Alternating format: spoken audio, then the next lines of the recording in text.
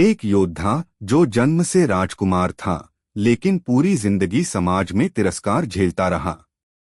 जिसने दोस्ती निभाने के लिए अपना सब कुछ दांव पर लगा दिया और जिसका अंत नीति के सबसे क्रूर खेल की वजह से हुआ। यह कहानी है सूर्यपुत्र कर्ण की। महाभारत का युद्ध अपने अंतिम चरण में था। कुरुक्षेत्र रणभूमि, जो कभी महान योद्धाओं से गूंजती थी, अब केवल विध्वंस और विनाश का प्रतीक बन चुकी थी।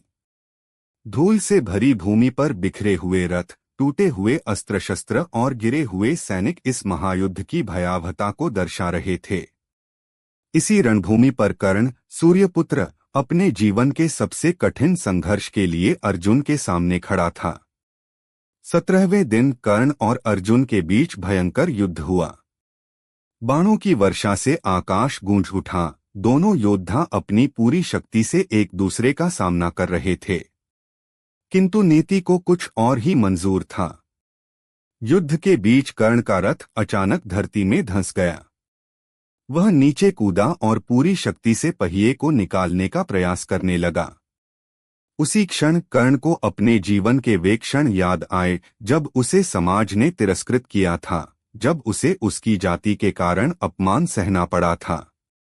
उसे परशुराम का दिया श्राप याद आया, जिसने इस घड़ी में उसके सारे दिव्यास्त्रों को भुला देने का श्राप दिया था।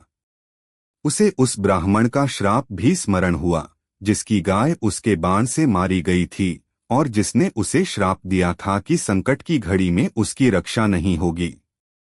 रणभूमि में खड़े अर्जुन ने कर्ण को असहाय देखा और संकोच में पड़ गया।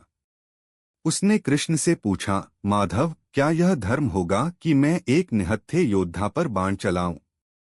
कृष्ण गंभीर स्वर में बोले, पार्थ, जब द्रौपदी का अपमान हो रहा था, तब कर्ण ने धर्म की चिंता नहीं की थी। जब अभिमन्यु को अधर्म से मारा गया, तब वह मौन था। यह युद्ध है, यहाँ अब धर्म और अधर्म की सीमाएं मिट चुकी हैं। यह समय है न्याय का। छोड़ो अपने संशय को और वार करो। कृष्ण की बात सुनकर अर्जुन ने अनिच्छा से अंजलिक अस्त्र चलाया। वह बाण कर्ण के सीने को भेदता हुआ निकल गया। कर्ण रणभूमि पर गिर पड़ा, किंतु उसके चेहरे पर एक शांति थी।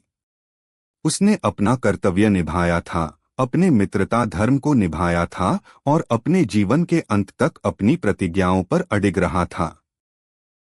कृष्ण उसके पास आए और बोले, कर्ण, तुम इस युग के सबसे महान योद्धा थे। तुम्हारे साथ न्याय नहीं हुआ, लेकिन तुम्हारा त्याग और वीरता युगों तक याद रखी जाएगी। कर्ण ने हल्की मुस्कान के साथ उत्तर दिया, मैंने सम्मान के साथ जीवन जिया और सम्मान के साथ मर रहा हूँ, यही मेरे लिए पर्याप्त है।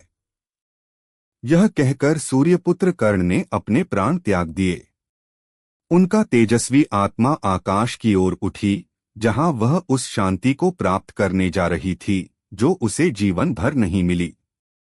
और इस प्रकार कर्ण की गाथा समाप्त हुई, एक ऐसा योद्धा जिसने अपने भाग्य से संघर्ष किया, लेकिन अपने कर्तव्य से कभी विमुख नहीं हुआ।